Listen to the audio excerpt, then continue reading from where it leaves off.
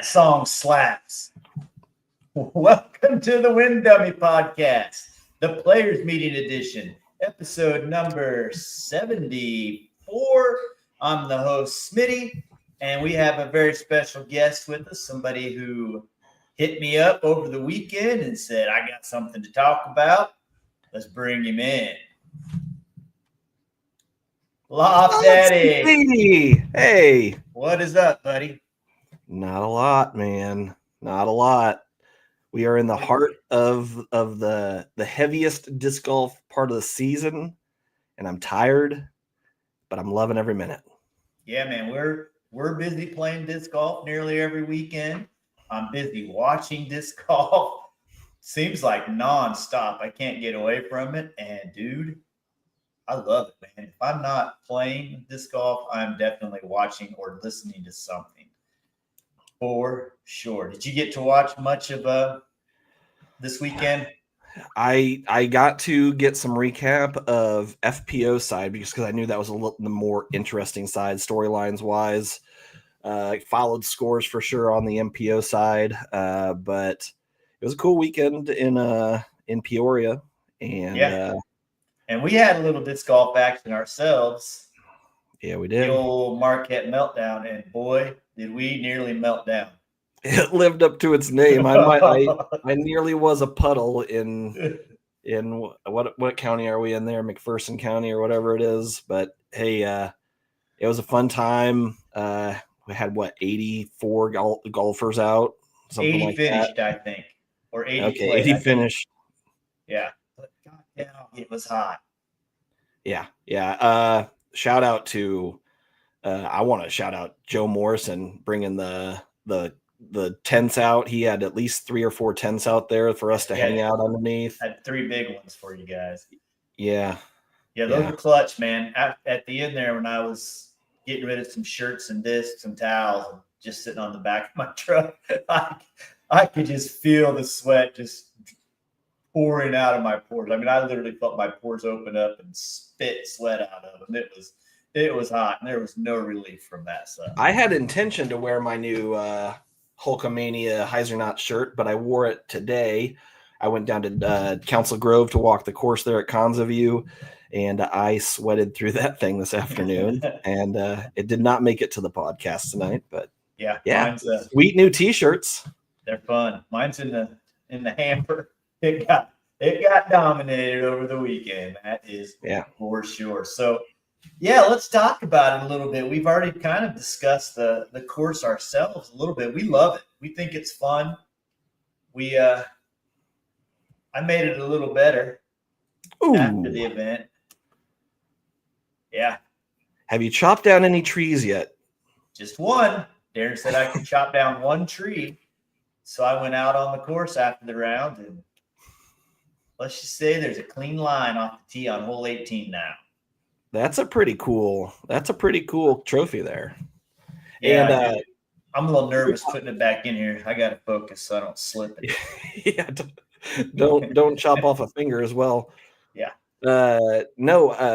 Drew Pyle didn't know that was the trophy. He was not paying attention in the players meeting, and during lunch he pulled that thing out and started to shave a little arm hair off his arm, and he's got some arm hair now.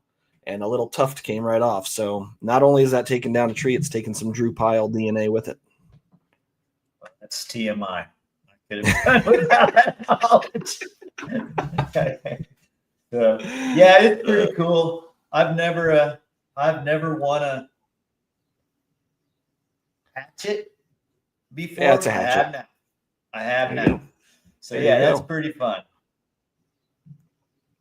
No, Greg, I really didn't cut the tree out, but Darren misspoke at the players meeting, and he said whoever wins gets this and gets to chop down a tree. So there was people marking them all day long, and got to hold that man to his word. No, Marquette, always a great time, always a course that's going to make you mad, but you're just out there playing disc golf and hanging out with your friends, and that's what it's all about. Yeah, I mean, in meltdown's a double entendre, man. You're either going to melt down because you're literally melting because it's so hot, or you're going to get so mad and frustrated because course and the trees, and yeah, dude, you're just gonna melt down and just snap. And Yeah. I didn't see anybody nearly snap, but the axe is sharper than the waffle shank by far. That axe is dangerous. But yeah, man, if you had to pick a hole on that course, Loft, a hole, not one hole that you would rank as your top dog hole, what do you Oh pick? boy. I gotta run through them in my head here. 3, no, not 6 is up there. 6 is cool. It's hard. It's hard. I think that thing it probably averages one of the hardest holes. We'd have to ask Kevin Neufeld about that, but I have the stats. I could look. He sent it all yeah. to me. Well, I have a little bit of bias on this because I don't remember what tournament it was, but we played dubs afterward, and I solo two'd that hole with a probably 80-foot throw in forehand around a tree. And I'm just like, yeah, that hole's no problem. And I probably never have even three'd it since. It averaged well over 4. And you're right. It's a pretty cool hole, man. My number one goal is to get that first gap and then live with whatever happens. And 6 is cool. I probably really, if I went through them all, I'd say 17 is just such a unique thing as far as with the island play in there and how tough it is to get down there. And you and I were talking, you just go for it. Go for it. Yeah. People are taking big numbers on that regardless, even if they're playing conservative. Just go for it. And this is short pin. I will forever tell the story of the time I hit the short pin on the front of the cage in a league round. And that would have been an all-timer if that had gone in. That would have been a good one. I like the triple Mando under the railroad bridge. I think that's a fun hole. I like the action you get off of that side hill. I love that side skip flare. I think that's so fun if you nail that. Most aces are with that little side skip, as what I understand. Darren tells me he's got multiple aces going just a little anti-skip off that side of that hill. And I really like hole 13, the one before the downhill where you got to make the Mando and get down the gap. I like that just because people end up in so many weird spots and you have to manufacture some sort of a shot. I think that's one of the reasons I always play well at Marquette is because number one, I can pull some crap out of my butt, dude. I can do some stupid stuff with this. I can take the suspect and flick it on a right to left shot, like throwing a hyzer, but being able to reach out around a tree, I can control that thing so well. And I think I can throw a disc as straight as anybody out there. I can throw a disc straight. I can't throw far anymore, but I can throw them straight. So I'll tell you, if anybody in the state of Kansas hasn't played Marquette, obviously go check it out. But it's the type of place where you hone that finesse game. You got these little patent pendings, reach around, forehand things where you're suddenly forced. Like I now have to force flick a putter because it's 60 feet away and I just can't throw what I want to throw here, and it forces you to do those unique kind of shots. So check it out. I'm laughing because I'm thinking back to Levi Lister. We were talking. He's like, "Oh, I'm way better than I used to be. I don't get mad and scream anymore." About 5 holes later, he throws a 2-finger roller and he says, "You know, this is a great course when you throw 7 2-finger rollers in 9 holes." He was melting down. It was good. It was good. But yeah, so Marquette was fun. I was able to secure the overall low score and come home with the hatchet. We didn't have any aces. I don't know if we had anything super crazy, but man, I love that place. And I'll go back for Jonesy next year, and then I'll probably go back for Meltdown if the old man's body can handle it. So should we get into some real disc golf, though? Let's do it. Let's start. Well, let's back it up. Where are my slides? I'm still melting down. Give me a second to add these here. I added them, and then I needed to update them because I added something to it, and I forgot to re-add them. But man, we had did tell me there's a this surprise. Yo, there's a surprise. I can't wait. There is a surprise. Well, one that you can't see until it's time. Okay, now we should have them. What in the flying heck? There we go. What's poppin'? What's been going on in the world of disc golf? There's a couple of big tournaments going on this weekend. One that we all know of, the Ledgestone Open, and then one that took a few of the bigger names of the tournament. Yeah, we're frisbee golfing. We're frisbee golfing. Yeah, so this was the Finnish Nationals, so all the best ladies were there, and Silva came out on top. I think that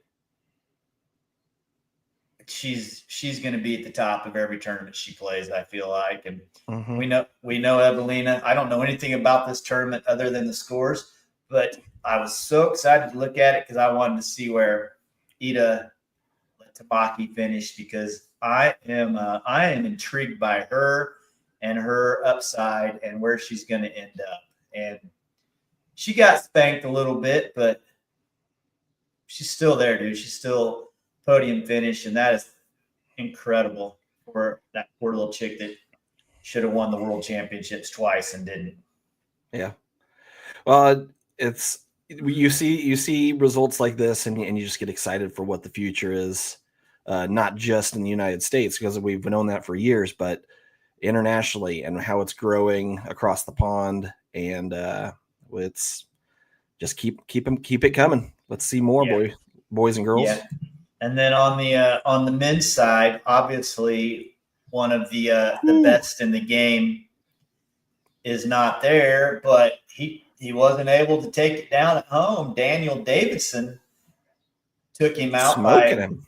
Yeah, got him good. So yeah, Greg, I agree. Silva is, if she's not the best, she's one of the best. So I've been on the Evelina train here for at least this season, the way she's turned things on. But Silva is getting more and more attention. That's for sure.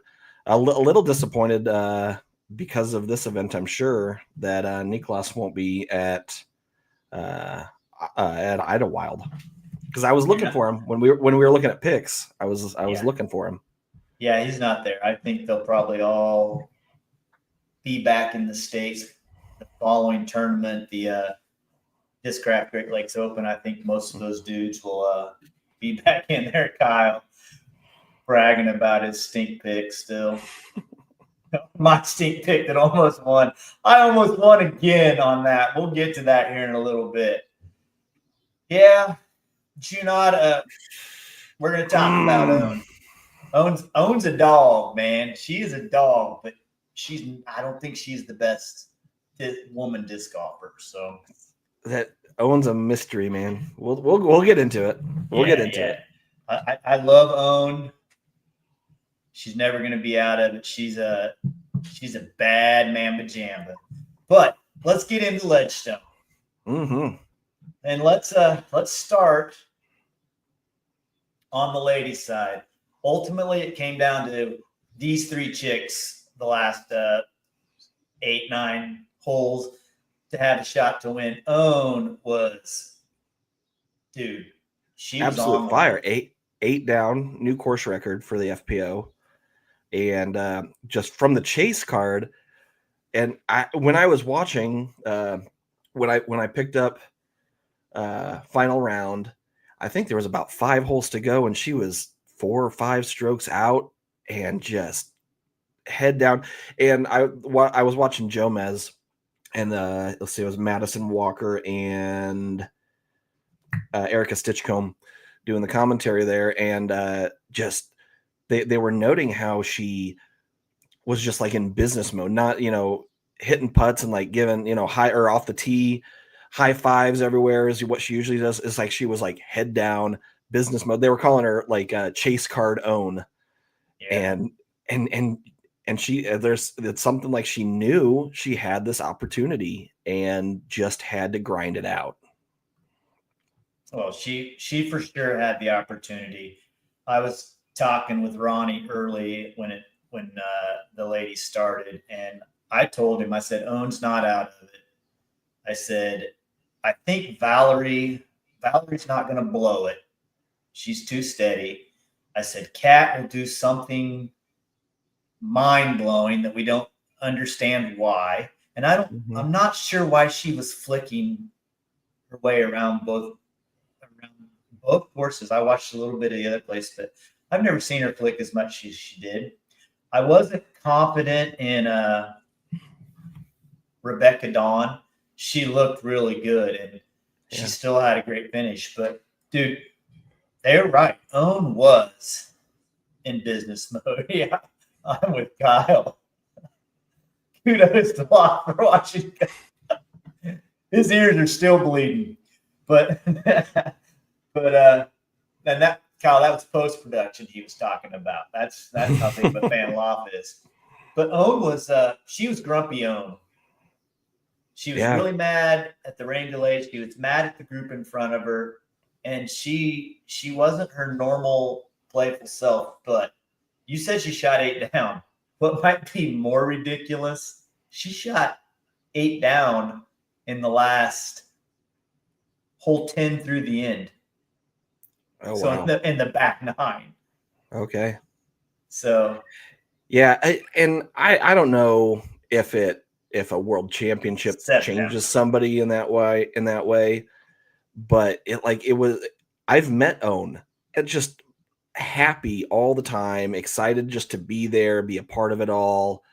Loves the success when it comes, but she was a totally different looking chick out there than you've seen from her any other time. So it was fun to watch. It was really cool. And by the way, I need to throw in, I watched it at 1.75 speed, so I got through that commentary a little bit quicker. I'm a 2x speed on all post-production, no matter what it is. But yeah, all that said about Owen, she was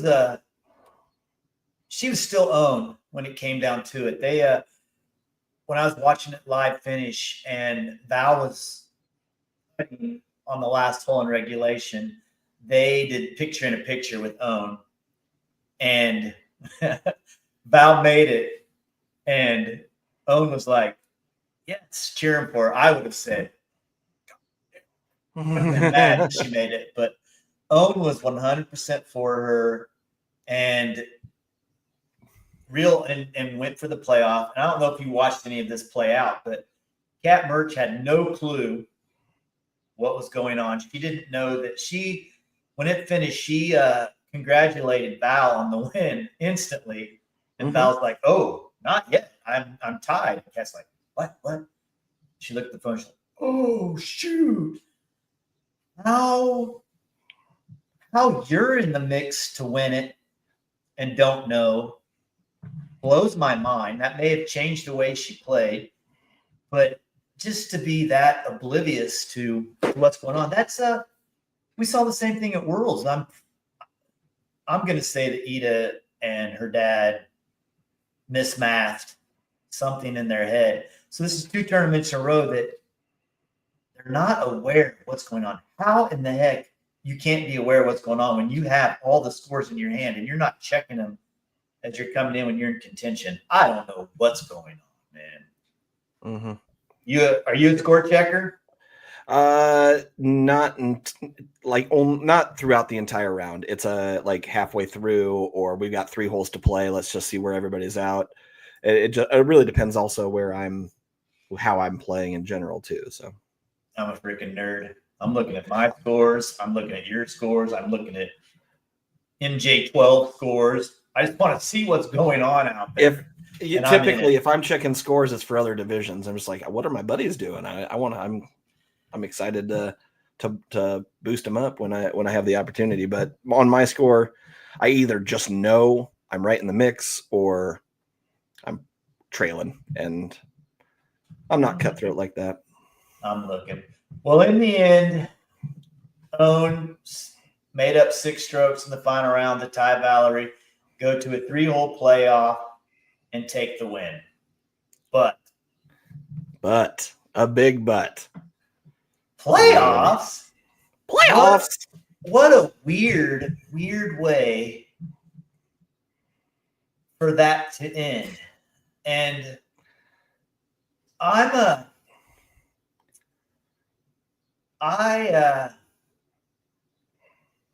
think I'm okay. No, I know I'm okay with the way it all went down. I think that there's a lot of people arguing that Owen had intent when she took that disc. Absolutely. She intended to pick that disc up and give it to Valerie. But I mean, she didn't intend to end the match that way. What a dumb thing. What do you think?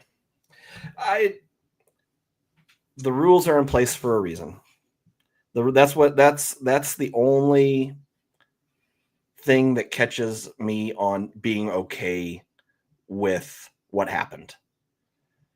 And for sake of the people watching or listening, Owen made her putt. Valerie had a very clear tap in, and Owen picked it up after clearing her disc from the basket and went over to hand it to Valerie, and the TD stepped in and said, "Hey, you can't do that. You have to finish this. That's still a live disc. Valerie must complete the thing." They decided this is where the lie was. Okay, she tapped it out, and everybody moved on. I'm happy with that. I'm fine with that. But why just ignore the rule in that situation? Why, like in such a high stakes situation when thousands of dollars is on the line, why are we just okay with glossing over the rule? Whether or not Owen intended to or didn't, this is professional women's disc golf. You've got to follow it by the letter of the law. And whether it's just the goodness of your heart, oh yeah, you're going to tap that in. This isn't the KDGA where you can cheat a little bit. There's rules in place for a reason, and I'm fine that it happened the way it did, but also at the same time, when it happens in a situation where somebody's mad about it and there's not goodwill between the two players, and the other player that is at fault was just trying to be nice. Well, look back at what Owen and Valerie did at Ledgestone, and it's a can of worms. It's a whole can of worms situation. Yeah, well, I think as soon as you said somebody was mad, I think you make the situation completely different. And then I think the intent is to ruin the day for somebody, and that could be the deal. I think the only thing that could have made this play out any better, and I think this would have been incredible. This would have won Valerie Mundahano the Bob West Sportsmanship Award next year. If Nate Heinold said, "Oh, you can't do that. That's 2 strokes," and Valerie picked her disc up and putted twice and then put it in and said, "Let's go to the playoff." That would have been sick. That would have been nasty. That would have been sick.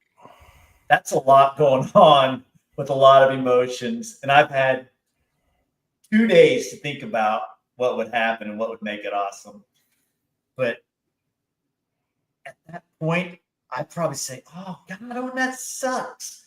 And I'd throw it in, I guess, without thinking about how to play it out. But if that would have played out that way, dude, that would have been like one of the most epic things ever. I would have loved that. I would have loved that. That would have been a moment in itself. This whole thing was fairly underreported. Nobody really cared that much. But that would have taken it to a whole nother level. Well, and this same thing happened earlier this year with Calvin Lundquist. I forget which tournament it was, but he missed a putt, and he and Vinny had basically the same line. He picked up Vinny's disc and took a couple of steps. Was like, "Oh God," didn't know what to do. Like, put it down. I mean, it's the same thing basically, but Yeah. I mean, I think that the rule's going to get they're probably going to touch on the rule. They're going to have to, because this is twice that we've seen it happen now, and they'll do something. And speaking of rules, we got to come back to this, but they passed all those rules that they were like testing and announcing through all of the podcasts, except for this one. So there's some going to be some interesting changes this year, and we've got a couple more rules to talk about on the men's side. Because as boring as Gannonburg made it, there was some pretty interesting stuff. But before we do that, let's go ahead and give Val the flowers that she truly did deserve. This is her first win, dude, since Idlewild in 2022. Yeah, this was a long time coming. She's battled hard. She had injury, if I'm not mistaken, and tore two ligaments or tendons in her ankle. Yeah, and that's just a testament to her just drive to get back into it.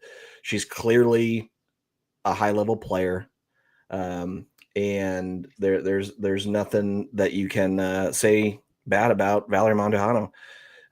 She earned it. Bad about her. Ooh. As I was watching that thing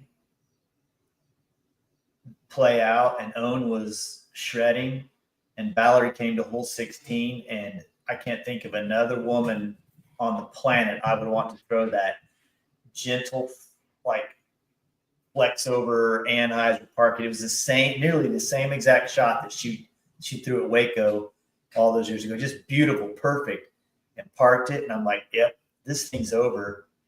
And then somehow she threw it out of bounds on a 315-foot hole. And I'm like, oh, how do you do that? So, I mean, Owen backboard her way into this playoff. So, but that's it. I mean, I couldn't believe I saw her do that. But yeah, I'm with you. I think she seems like a genuine, gracious person. She seems nice. It was funny. Owen was trying to chat her up, and she was just like two opposites as they're playing off. I loved it. So anyhow, that was good stuff on the ladies' side. Yeah. For sure. I mean, they saved the day again, because this kid, he's here, man. He has arrived. He had disc golf can be so boring to watch on the men's side for the next 8 to 10 years, because this dude he's incredible. He's not the GOAT. I'm not calling him the GOAT, but I'll say it again. He's got the most skill any person I've ever seen. He is making the hardest courses in the world, the hardest holes in the world, look easy. And not only that, but this dude better start buying lottery tickets all the time, because he is flipping lucky on top of being good. But what's the saying? Luck comes to those that work the hardest, or something along those lines. I don't know what the saying is, but I mean, he's lucky. Yeah. We're able to watch in this, and as boring as it could be, we now have this opportunity to watch a guy climb that mountain in pursuit of becoming the GOAT. We're right at the very beginning of it, and that's the cool part of it all. He has a lot of things in front of him to actually get there, and that's going to be the part that's fun to watch. But at the same time, who's gonna step up and take those opportunities away from him? Is it going to be himself, or is it going to be the rest of the field? He's the only one. Yeah, he's the only one. And looking at this, these are all the dudes that I felt like were in contention going into the last round. I couldn't go any lower down than this. Notice the GOAT isn't on there. The GOAT he was there. He was in it. But he was in it on Saturday. It's kind of a strange thing that this Paul Macbeth, who up until Gannon Burr was the most talented player I've ever seen. I now think as he's playing, as I'm watching these tournaments play out, I'm like, when does his putt go away? Or when does he start shanking? And it generally happens. He'll make a run, he'll get up in there, and then something crazy happens for 2 or 3 holes. Then he focuses back in. The other guy we don't see on here, Rick, right? For all these years, we've had the Rick and Paul rivalry. And I thought Terry asked Gannon a pretty cool question. He said, "Are you and AB rivals?" And he kind of laughed, not because he was being cocky or anything, but I think that I think disc golf is in a place now where, yes, these dudes want to win, right? But Gannon and AB don't have to win to stay in a nice Airbnb the next week, and they've got other money that they can spend that the winning isn't as big, and you can kind of see it in them. They're rivals, yes, they want to beat each other, but you would have never seen Rick putting it to Paul and Paul walking with him and smiling and laughing and talking. You never would have seen that. And these guys are coming down hole 18, which obviously the tournament's over, going into 18, and they're just chilling.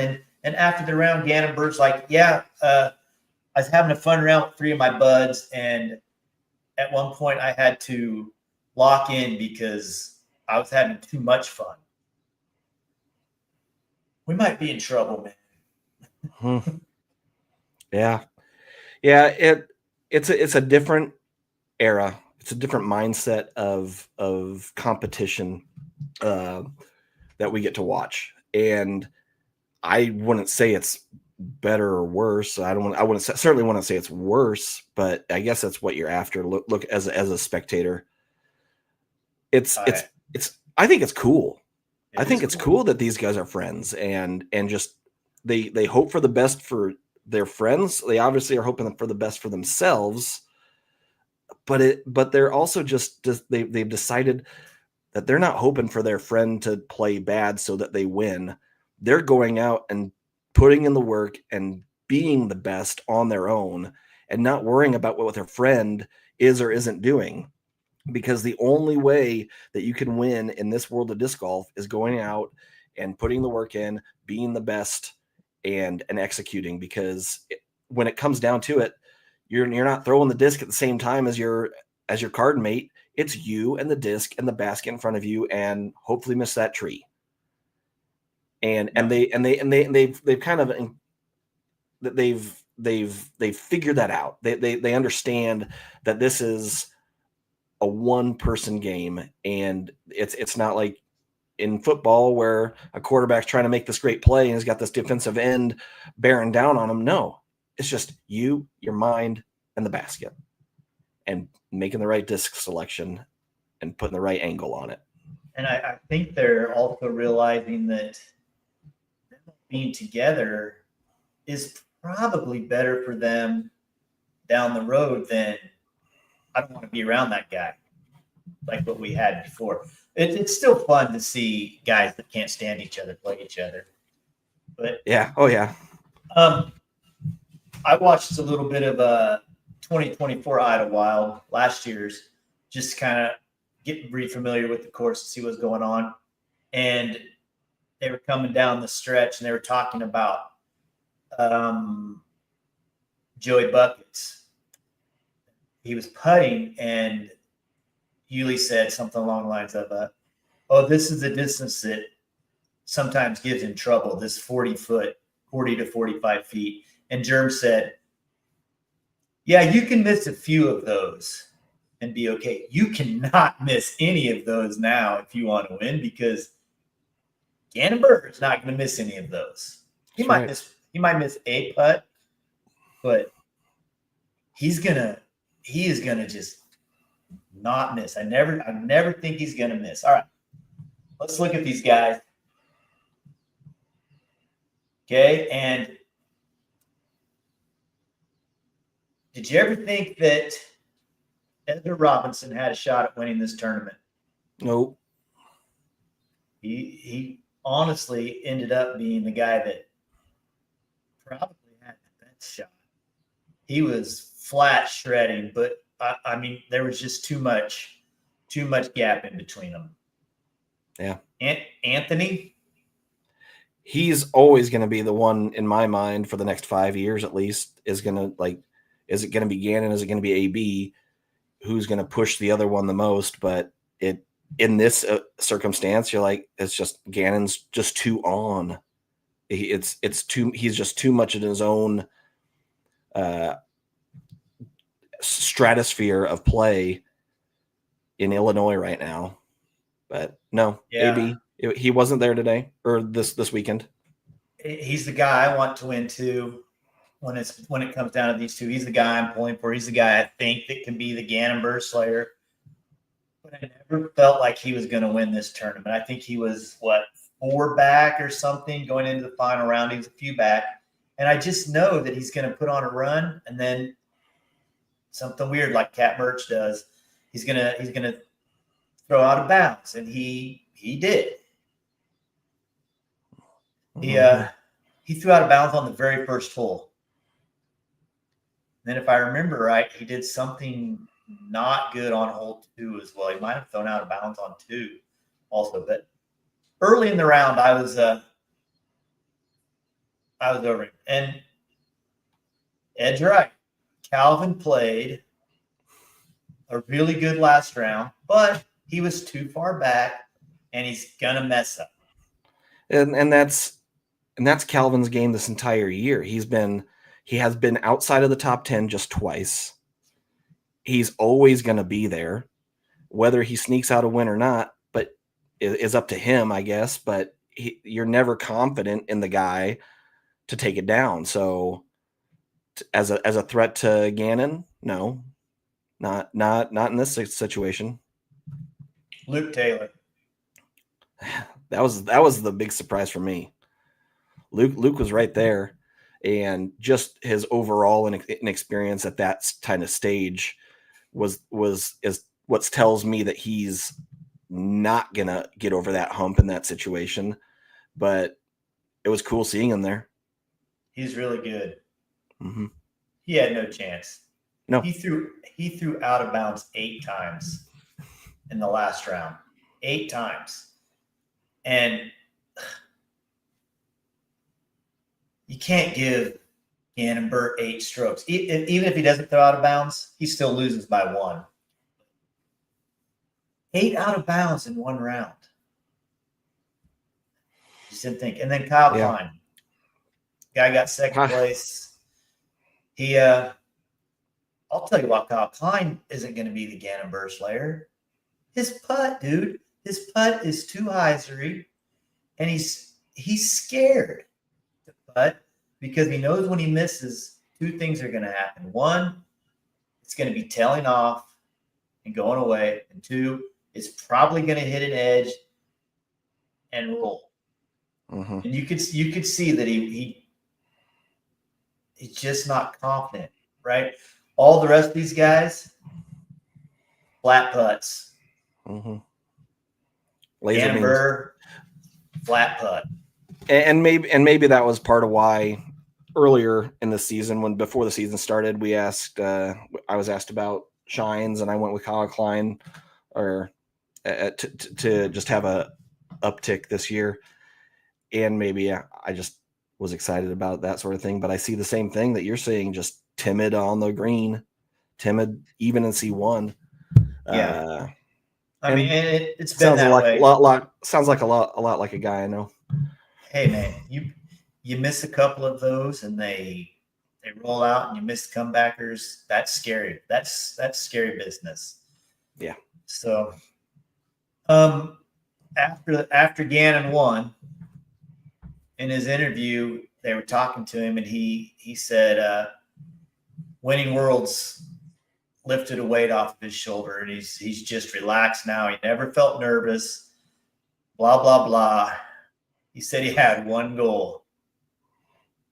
One goal. Do you know what it was? I didn't hear this. Oh, yeah. Second one ever. That'd be the highest PDJ player rating ever. He's at 1061 right now. Oh, okay. Yes. Okay. Paul I remember was the at Facebook 62. post. I remember the Facebook post. And that's what he's focused on. And in his interview, he's like, this is really my shot. I played really well at the end of last year. So he knows that those rounds are about to drop off. And he was shredding this. And even on hole 18, he didn't need it. And he was going for it. And he slipped, threw his disc OB. And, there's another stroke. But 1063, I can't even imagine that as player rating. That is so ridiculous, man.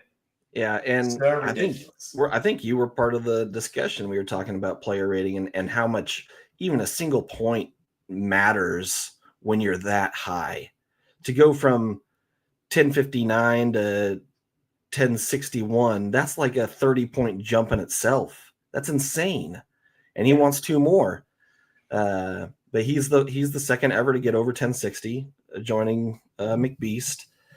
And that's a cool goal. Obviously, you have to win tournaments to do that, and so a win like this weekend is only going to happen because he's going for that sort of thing. But what a cool time to be able to see that sort of goal even in place.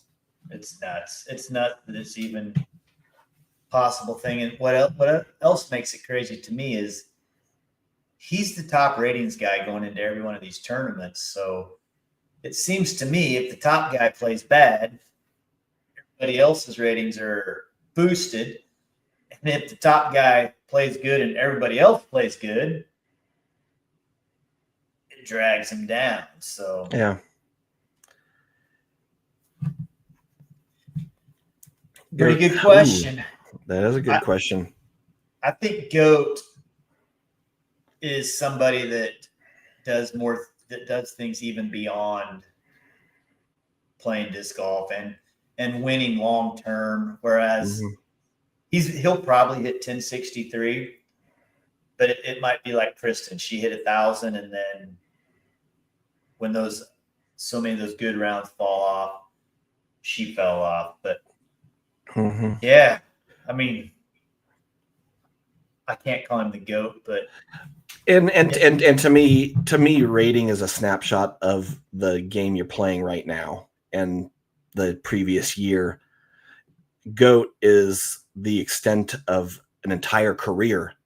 So while that will be a footnote in a GOAT career synopsis or summary, obviously you can't just say that because he got to 1063 one time. He's got to be the greatest of all time. No, he's just the best that had played over a matter of a year and a half. He's probably going to end up being the greatest of all time, though. Could be. We'll find out.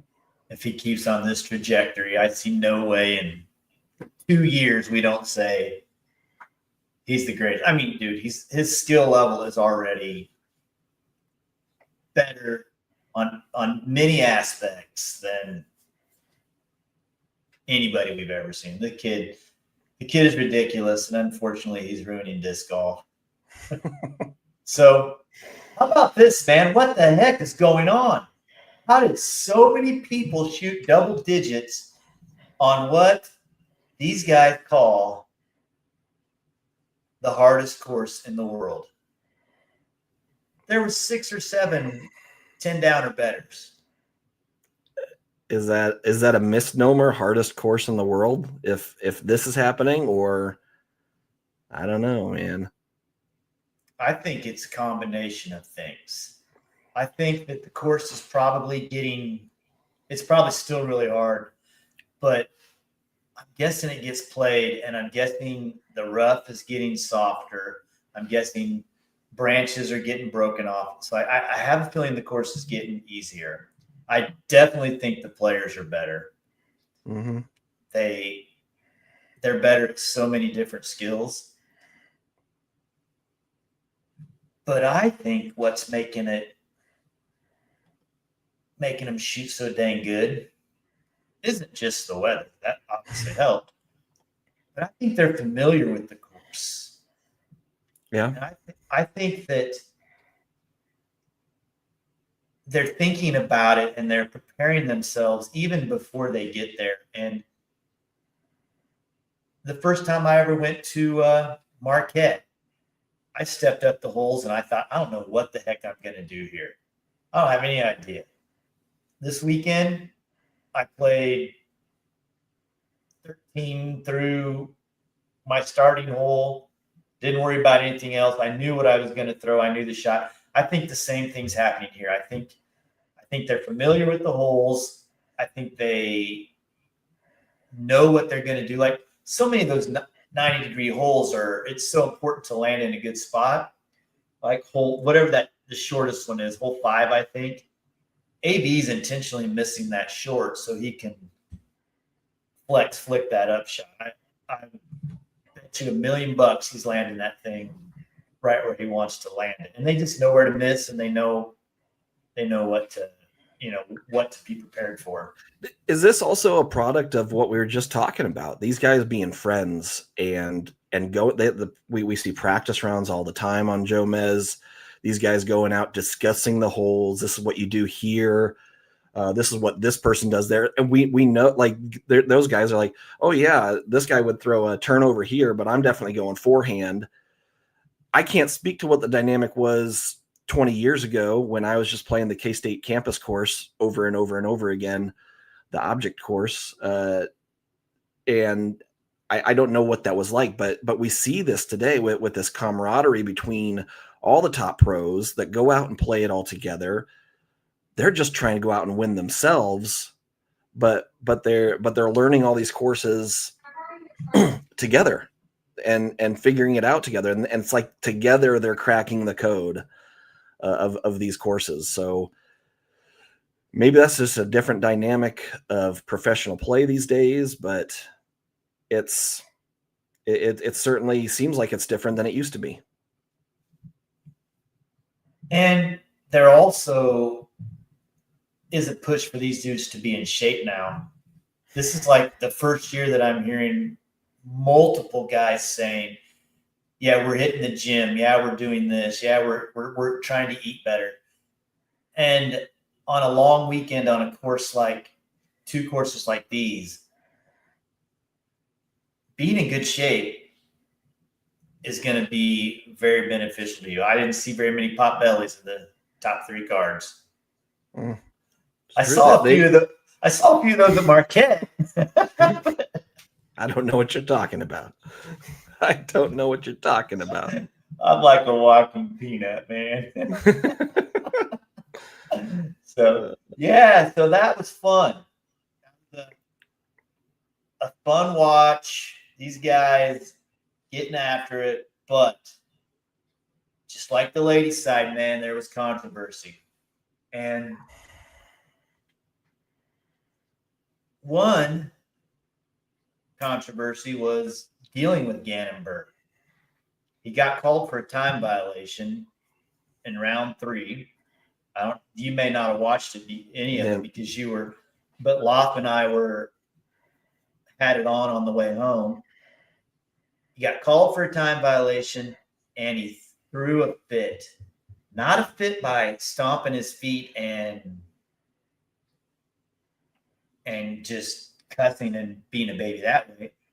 But he played incredibly fast from that point on. Kind of to say, yeah, up yours type deal. You know what, though? Why would this make him mad this time? He gets called nearly every tournament.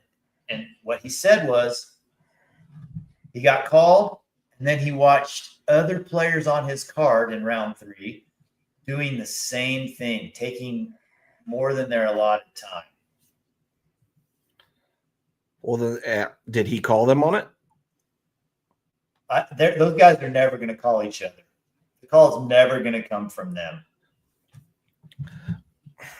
Well, I guess to me that's a sorry, man. They just you're gonna get picked on. You're the best in the world right now, and yeah, it should be. And they what? And the slowest.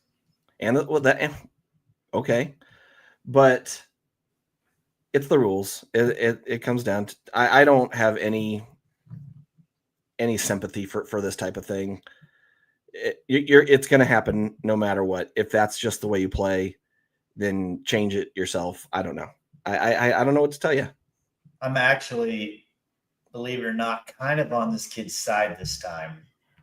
I hate how slow he is. I hate that he gets called every single week and there's nothing ever done. But playing faster did him no good because they couldn't go anywhere. Mm-hmm. Playing faster only made them wait longer on the tee pad because the group in front of them wasn't fast. The group in front, and Northwoods Black is known for having backups for sure. Oh, Skip Cannoli was pretty slow. He's not Gannon slow. So yeah, dude, it was strange. It was strange. Yeah, unless they're putting a clock up on everybody, it's going to forever be a problem or topic of discussion. Deal with it. I hate when the official, and in this case, the official's probably walking with them the whole time. But when Kevin got called at Worlds, the official just came bebopping down the fairway out of nowhere and called the guy who just waited forever up on the tee pad because the group in front, it was ridiculous, but that's another story. Yeah. So, more controversy on the men's side. Did you see what happened here? No. You're gonna have to lay this one out for me. All right. Hole 16 is the one that they normally all threw rollers on and tried to turn it over into the bushes, which Kyle says is the good play. I think he's making fun of Ian and Philo. But the bushes are cut lower, and I have no idea why they don't just call that sidewalk safe. It's probably the softest hole on the course. But I think flat smoked an Anheuser through there, flex shot, trying to flex it out and bring it back in there. Never brought it back, went over the bushes, went OB, skipped on the road, and do you see that? Mm-hmm. Mandatory. Oh, boy. Okay. So the rule used to say whichever happened first. Anyhow, he took his mark well short of the Mando, flicked it up there to the circle, made the putt for a 4. We go watch the lead card play a hole. We come back to the entire group at the Mando having a discussion, right? And we saw this at Waco. Somebody, I think it was Paul, threw it OB, passed the Mando, took his spot at the correct spot, which is the drop zone for the Mando, because he passed the restricted plane. Mm-hmm. Which it seemed pretty obvious that maybe that's what Isaac did here. But the problem was, if you watch the live coverage, it sounds like a spotter picked his disc up, said you're out of bounds up there, picked his disc up and brought it to him. Not thinking anything about it. So they weren't sure that he was past the Mando. And they just kind of washed their hands of it in the end because they didn't get to make the call type deal. Yeah. I really don't like the fact that the spotter picked up the disc. It was in the middle of the road getting run over. No. I understand that. But at the same time, you'd like the card to get their eyes on it where it's at. I don't know. That's fuzzy. That's fuzzy area. It's weird. And you know what's even weirder? The boys in the booth, Ian and Philo, zero idea what the rule was. Mm. The rule book is 3 clicks away. Yeah. Always. Mm-hmm.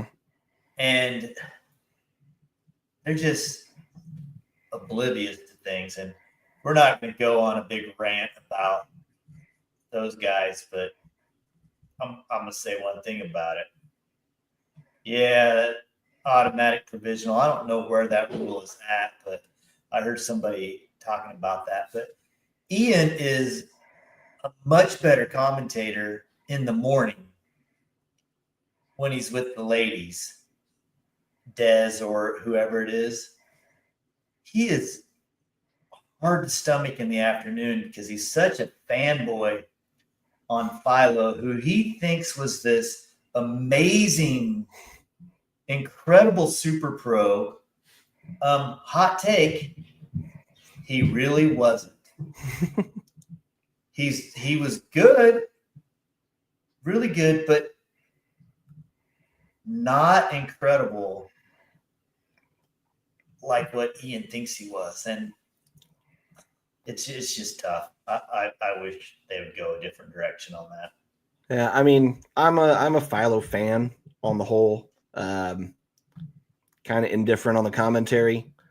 Well, I don't doubt that if you play around a disc golf with Philo, you're going to have fun. Yeah. But yeah. I 100% agree. Got to know the rules. They're available at your fingertips, especially if you're in that position of commentating on the highest level of disc golf available to everybody every single weekend. Get it right. Be a valuable resource in that situation rather than just a cool guy that everybody liked for 10, 15 years and ride those coattails. Be more than just the guy that played some cool disc golf for a few years. I think that's what I like about Ezapeka is he is to the point. When something amazing happens, he loves it. He moves on. Yeah, he's good. Yeah. All right. Well, we're at an hour. We still got a ways to show. We gotta go. This is fun. We got a good tournament coming up this weekend. The LWS Open at Idlewild. Another event, another course. It's not a White Claw. It's a Celsius. Sponsored by a Celsius. Another course that I love watching, and I think it boils down to we see it year after year after year after year, and it doesn't change that much. And we can relate back to things that happened last year, 2 years ago, 3 years ago. I love it. And I also think, like we talked earlier, it's a great leveler. It's yeah. We talked about Marquette. This is a totally different situation, but Marquette is one of those courses where I'm not a pro open player, but I play it because you never know what can happen on this course. And that's what Idlewild is. It's, you never know. Some Joe Schmo that's playing open for whatever reason that weekend could just shock the world and be top 5 that you may never heard of, or maybe it's just seen on a list once or twice. And it's fun. That's not going to happen, dude. It's not going to happen. We're gonna see familiar names, but it's a sort of thing that can happen because it's Idlewild. If Joe Blow goes off the first round, we'll see him on the second round coverage. Okay, I love it. But I don't think we're gonna see very many. These guys are too damn good, man. These guys are amazing. So yeah, you're gonna see a top 15 player take this thing down. You might see a couple surprises jump up there in the top 10, But at the same time, you're going to see a top 15 player down in the 40s, and that's what makes courses like this a whole lot of fun. Yeah, and this course, what I think makes it fun for me to watch is it's not 100% dependent on distance. Does distance still help? Yes. Hole 1, being able to throw a 500-foot hyzer makes that whole eagleable for these guys. What is it, 16 or something down the stretch? There's big, long downhill. A long bomb can get you close, but it just makes the upshot easier. You're still an eagle as a 3, the best you're going to get on that. But yeah, it's going to be good. I can't wait. It'll be fun. We'll see some crazy stuff. I think this is when you and I give our picks. I think we switch this order up a little bit this week, and we start with our picks for Idlewild, and then we look and see how I did against Law last week. Let's do it. Not Law, Knopf. Knopf and I did agree that we need to be on a doubles team sometime. Laugh and Knopf. Ed, trying to steal my thunder. Good luck, Ed. Best of luck to you. He could win it. All right, you're the guest. You get to pick the category. You get to go first. It's always the rule. Oh, let's go sleeper. All right. Sleeper. You want mine first? Yeah, sure. Unless you want me to go first. Now, I want to get clear on the rules. I'm going to say the same person regardless. This is based on his average for the season. Who's going to step up and be somebody that's a surprise? Andrew Marweed.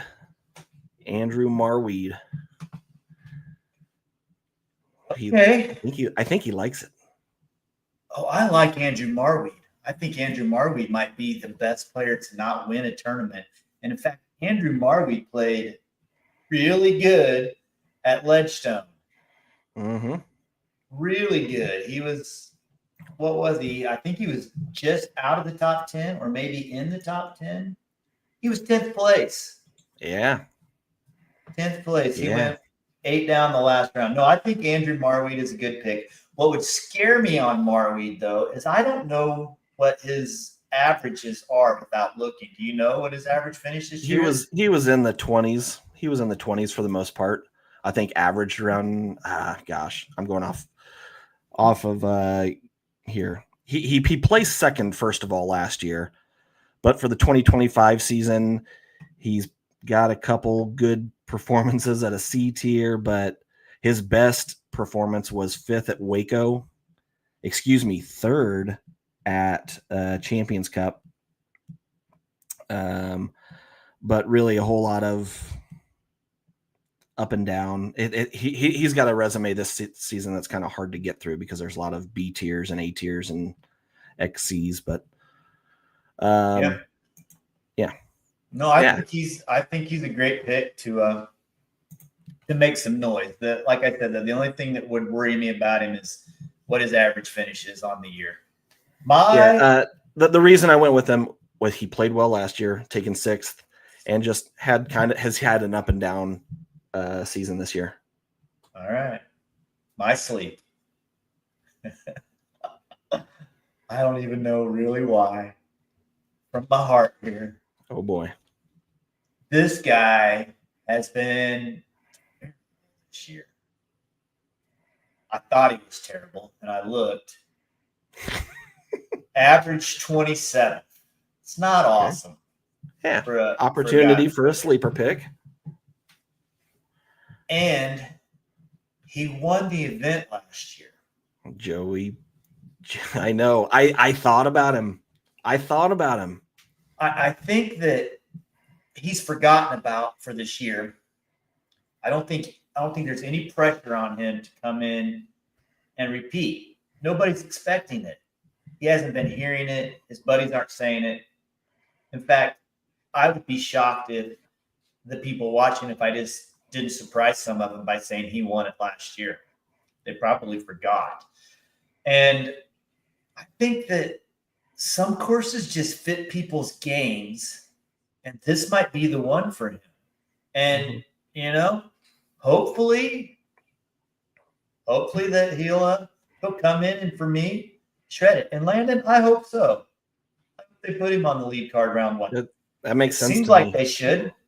It Yeah. seems like they should. I don't know what their tradition is, but that just seems like the right thing to do. So good Joey Buckets. Yeah, he was my stink for the season at the beginning of this season. So I said he was going to be down, and he is, averaging 27. Okay, so now the thing that I suck the most at, picking a stink. And the reason I suck at it is because I like to go out on a limb a lot. I like to pick a guy that could get me Roadhouse with one of my buddies. Or if you're Logan, you just get a Roadhouse gift card because you're always doing something. You ready for this guy finishes the last 4 years? Yeah, let's hear it. 43rd last year. Okay. 64th the year before. 100 previous year. And 4 years ago, he finished 57th place. I have no idea who you're talking about. I know. That's why this could be a killer pick. Or it could be getting screwy. Yeah. And his average finish on tour, 9th place. This season? Yeah. He's Who the second best player in the world. Who on earth are you talking about? Antonio Barella. Really? Yep. And that's your shine? That's my Or your stink, bro. They should- That's my Roadhouse bet. I'll be on watch all week. Wow. Okay. Yeah. Daddy ain't no chump, son. Well, I'll tell you, I should have known because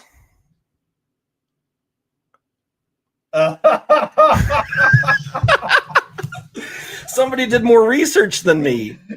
Oh yeah, my God. AB did not do well at Idlewild last year. That's why he popped into my brain. He's been playing great. It's an opportunity for him to just to drop off. Those finishes are shocking to me. It's ridiculous. For a guy that we say if there's a 1 and 2 in the world right now, it's Gannon and AB, and for those numbers to be legit is absolutely shocking to me. But here we are. Yeah, I take AB too for the stink. I guess if he wins, we go Dutch. Yeah. I'll buy your rolls. Okay, I got your one. All right, so I'll leave it up to you. Do you want to go first on shine, or do you want me to tell you my shine? I'll go first just in case we double up here, and I'll give you the opportunity to change on the dime. I will. A guy, I'm just going based on my preseason picks here. A guy that played well this last weekend, tied for 11th last year at Idlewild. My shine is Kyle Klein. He hasn't, averaged. I didn't look exactly at his average. It's probably top 15. Yeah, we don't care about that on shine. It's just your dude versus my dude. Okay. Yeah, I'm going with Kyle. He's been my dude this season, and he hasn't disappointed, but he hasn't just been that next tier up like I was really anticipating. But he plays a course well. I think he'll do well this weekend. Yeah, he's can be a good pick. It just depends what happens with Kyle Klein that weekend. He's never a terrible pick unless you take him in Survivor League, and then he sucks. I know that firsthand. Son of a fuck. Him and Joel freaking Freeman. All right. Anyways, my shine is a dude. he's one of these dudes that I always in it. He was in it to win it this week.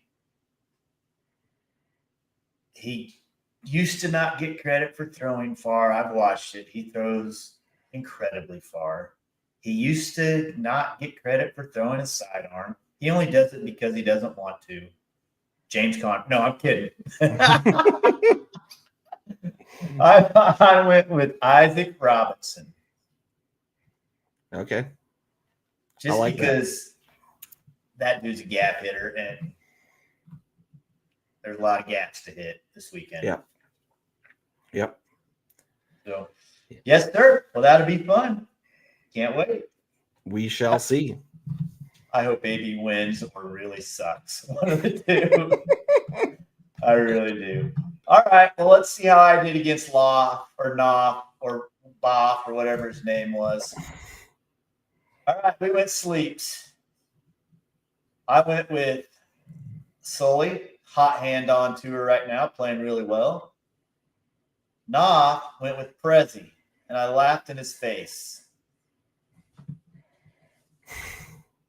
That's off of the slide there. That's somewhere in the 50s. Oh, okay. That's not too bad. Tied for 5th. Okay. No, that's off the slide. That is a 58, 30 worse than his average. That sucks. Yeah. Sully, top 15 is amazing on the Disc Golf Pro Tour, and it's 2 better. And he was a tough pick because he was pretty good. Apparently, he was average finish of 16th. But I just had a feeling that Sully was going to come out and play well. So I got green. Knopf got red.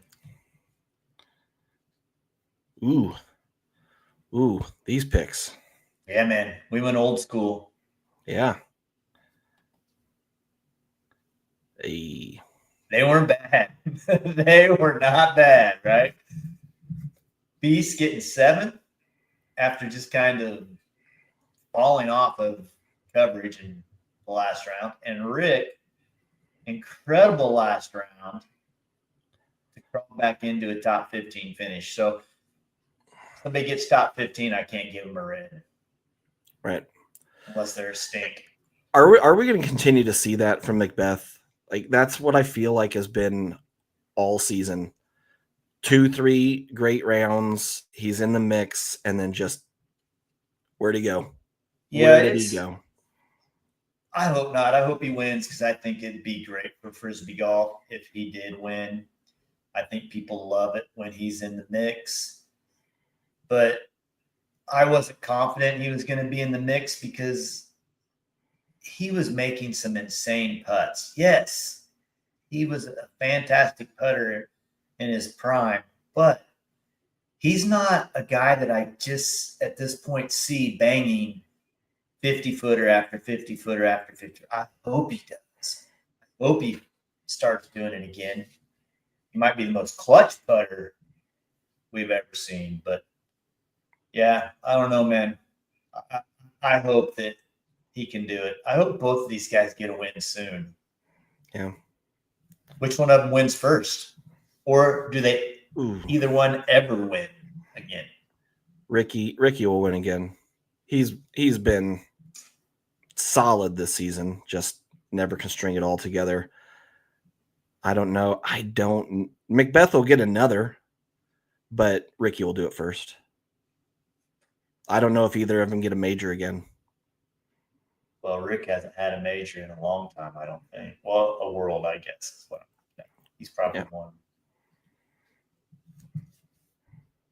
I guess he won the Tour Championship. I don't know if that counts as a major. No? Yeah, he won it a couple years ago. Okay, and then Knothead took Sully as a stink. And Bigger Knothead took Kyle Klein. You two are the stinks. Yeah. But I gave him the yellow. We both it's got the tie. You tied it up. You guys are going Dutch. Well, no, because you gotta win. You guys gotta win. And this is the third time in three events that I've almost lost. So who did I pick? AB, congratulations on your victory. So, yep, we both got a couple of stoplights moving in. Last week's Survivor. Are you still in it? I wasn't in this round. Oh, you I didn't was get not in. even in the round. I saw it and I said, I need to get in on that, and missed the deadline. Well, there's who we took. Do you Ooh. Survive. Only person that got knocked out was the guy that didn't play the event. Well, that usually will do it. That'll do it for you. You didn't realize little Nick was busy. So I've done that in previous Survivor leagues. I had Calvin. I had Calvin 1 week. He was just taking the week off, or I don't know what was going on. Didn't check the list. Yeah. So we're moving on. I could take my shine. I got a couple of good choices. I could take my shine. I could take his brother. I could take Vinny. I feel like all three of those would be pretty decent. Vinny would be fine. Vinny does okay in the woods. I'm looking at the board here, though. Nobody has taken Ezra yet. Well, nobody who's still alive has taken Ezra yet. Right. So he might be a hot pick here coming down the stretch. Oh, good. Are you ready for this? I can't wait. You've hyped this up. It better be good. I don't think it's going to be that good, but it makes me laugh already just thinking about it. I got to read this. Welcome to Big Deal, the segment of the show where Laugh Daddy takes a deep dive into things that everybody is talking about. Whether they deserve the hype and truly are a big deal, or are they just an overblown, big deal, bro? Didn't get to watch much of the coverage, but they have telestrators now. Okay. They can draw on the screen.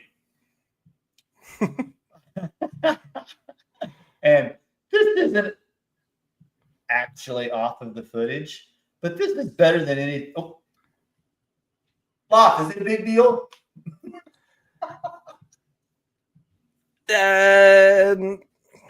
Let me just say this. People may not know I have a history in broadcasting. I went to school for radio broadcast, so no, not television broadcast, but enough to have a little bit of input on this, doing some high school games and things like that. This is really cool if you're John Madden or Tony Romo or whoever's doing color commentary for disc golf. This is not a big deal. This is kind of gimmicky. Like, look at the technology that we're pulling from 1989 and are able to do now. So to me, no, not a big deal. It could be a big deal if somebody figures out something new to do with it. Obviously, you can. I like Romo. Okay, there might be some aspect that might be that I'm just not thinking of, and obviously they're going to point out, oh, this tree is where you really need to avoid, or you're trying to get to you're going to hyzer around here, or whatever it is. But we know what you're talking about. If you're just saying they always call that one tree at Country Club the broccoli tree. We know what you're talking about. If you're a good enough broadcaster, descriptor of the game, you don't need telestration. You don't need that. So no, not a big deal. Yeah, I'm 100% with you. And here's what I think. I think when you watch football on Sunday or Monday or any of those, they show you a still of play. And then the guy who's breaking it down says, the linebacker's going to go this way, the safety's going to come up, It's going to open this area up. That's the way the play is designed. Then they run the play and you see it. And you see this big opening open up and you're like, hey, that's pretty cool. This guy knows exactly what he's talking about. That's useful. Mm-hmm. The only way I've seen him use this on the commentary is during the flyovers. So they're trying to fly over, and like you said, here's the broccoli tree. They'll put a dang scribble on the broccoli tree. The scribble stays there. The tree moves. Yeah. So now we have a scribble on the dude standing behind the broccoli tree. Yeah. It's just, I just don't know how in our sport they're going to use it. Do they have a telestrator in ball golf? Probably. I'm sure. And at least they have it available to them. They do. I've seen it. And what they break it down there is they'll show the green and they'll say, if you hit this back corner of the green, the ball's going to roll this way, or it's going to roll that way, or you got to get to this. Here's the crest of the green. Mm-hmm. I have a problem with what you just described, how they're only using it on the flyover. This is the broccoli tree. This is what you need to get around over here. When we're actually watching them play, we don't see an overhead shot. We don't see a fly-through version. So from that ground level where the cameras are actually doing the coverage, you don't see that. You don't know what they're talking about. It doesn't translate. So I could see as somebody's lining up something, they get on there and throw up a little, this, you want to be right of this. And if you're just a good enough broadcaster, just say it with words. You don't need to scribble on the screen. Yeah. Yeah. I think it has the capability of being a useful tool. It hasn't been a useful tool. This is the second week I've seen it.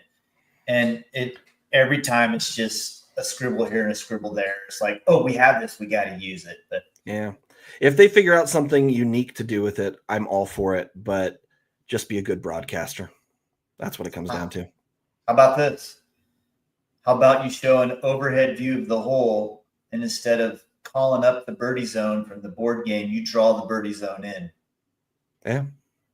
We're already there. Or you say, this percentage of the field is landing here, or yeah, maybe something. But you can't do it on live video, man. It's gotta happen before the video is moving. Yeah. Or it just doesn't work. So I agree. Yeah, and I'm with Mike. Except I'm hoping that somebody does it on purpose. It's gotta happen. I'm a middle school teacher. It's gonna happen. Yeah. I was in middle school at one point. Greg's right. They could use it to somehow to break it down. It's gonna be, I don't know. Eventually they'll figure it out. And I'm not trying. Well, you think about commentary on politics these days. You see stats or polling or whatever that, like, they use it for that. Like, you can look at this here. You could do that with some statistics. There's opportunity, but they're gonna have to work it in and not just draw things from the overhead shot. It's boring. Right. There's no use. Well, dude, we've made it to the end, and I don't know if you've told me what you wanted to tell me. Oh, yes. Oh, boy, Smitty.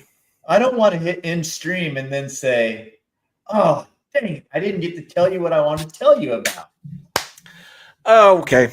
This is Laugh having a rant. We are playing the old Marquette meltdown this weekend. We are melting down. We're Marquetting it up. And I'm on a card in the second round with some young man named Keenan Ford. He's a greasy guy.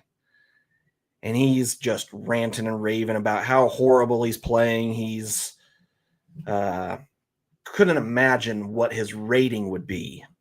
for shooting 6 up in a round. And of course, there's this little turd named Gideon Davenport. And he's like, yeah, this would be a terrible rated round. I'm so glad this isn't sanctioned. And I'm sitting there. Guys, everybody's playing bad. The guy with the best round is 3 down. And that guy is 1,000 rated. You're 6 up compared to his 3 down. If this was a rated round, it's taken the entire field of the pros in this situation. You would have like a 950 to 975 rated round, and you'd be probably pretty okay with that.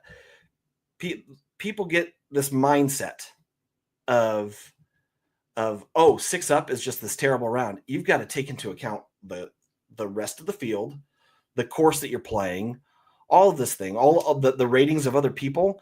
And I had a terrible weekend of disc golf. I had a great time, and I just started ranting and raving about it. Like, this is the Marquette meltdown. You're not playing some A tier in Tulsa like you're going to be playing here in a couple weeks.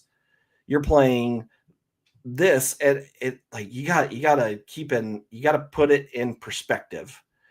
And I went off on him, and I was happy about it. It felt really good, and I knew what I was talking about.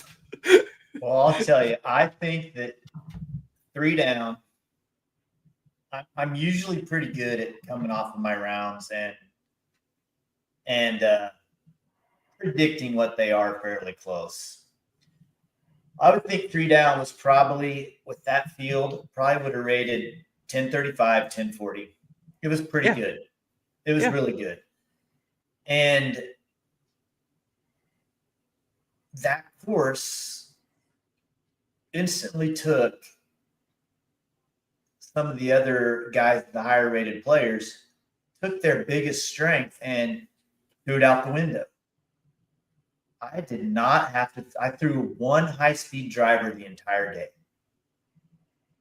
And that was hole 1. And like you said, you have to look at the tournament as a whole. 2 people shot under par for the day. Mm-hmm. Me and JoJo. JoJo got to 1 down. And I've seen the breakdown of all the hole scores, so I know there was 0 twos on hole 10. 7. What's the one after Pac-Man? 7. Pac- 6. Yeah, 0 twos on 6, 0 twos on 7, 0 twos on 10, 0 twos on 13. Mm-hmm. All 4 of those could be called a par 4. Just make those par 4 and then look at 8 strokes over 2 rounds. Anybody that was 8 up or more is probably now at par. So you have more people under par. You can say the same thing for hole 17. It might be the shortest par 4 in Kansas. Well, except for the one in Miltonville. But yeah, I'm with Mike. Ratings don't matter, but they sure do. Well, they mattered to 2 guys much younger than me on a Saturday afternoon when it was 101 degrees. And I just said, relax. You're playing for fun out here. You tried to win some money. You didn't make that happen. You're taking this thing like a rating a little too serious. Yeah, well, that's the beauty of playing KDJ events is you don't have to worry about a rating. We used to have K ratings when Sweet had time, and they were fun too, but he spent a lot of time there. I think Kevin could probably streamline it and make it happen if he twisted his arm, but I'm not twisting Kevin's arm. All right, Loft Daddy, you got any shout outs? Always Millennium Golf Discs, Black Ace Disc Golf out of Salina. I want to invite everybody to play Throw for Casa this Saturday in Council Grove. It's a benefit for the 8th Judicial District of CASA, which is court-appointed special advocates for children. That's a KDG, or it's a XC tier. But then the following week, C tier in Abilene for Wild Bills, Aces, and Eights at Brown Memorial Park. get signed up. We got a giveaway for the first 40 registered for that. And I just want to say, with everybody watching, Smitty, thank you for so much for all that you've done helping me learn how to be a TD. It's been a lot of fun. Me and Joe Morrison trying to do our best to grow the sport here in Central Kansas, and we're just going to keep on going for the next one. Yeah, man. I've run so many events that, things like we were playing at Harrington and you're like, oh crap, the whole rules aren't up. And I could tell that you were instantly stressed. I'm like, dude, it's not a big deal. Open up your phone, do this, do that, boom, we're on our way. And I'm glad I have so much experience doing that and I'm able to share it with other people. I think it's great what you and Joe are doing in that part of the state. And I think that's going to be good for disc golf for everybody. And I got a little top secret thing coming up, future TD, that I can't quite let out of the bag, but it'll be out of the bag this week. And it's going to be cool. I like it. It's going to be really cool. So, yeah, I got to give some shout outs to all these dudes that were in the chat. People in the chat make this so much more fun. It is. See what they're it's thinking, a lot of bringing fun. them in. Yeah, I love that. And then everybody that bought a Holka Heisenot shirt from me at Marquette or a disc, although the hot stamp guy put a few of them on crooked. They're a little crooked. You for stamping them up, getting us going. It's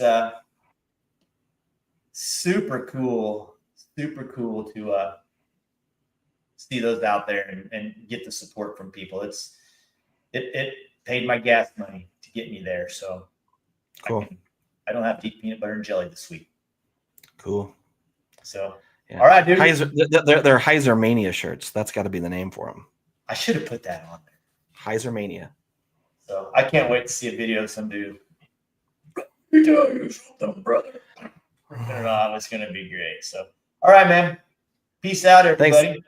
Thanks so much for having me. It was a good time. You bet, buddy. That was fun. Later, y'all.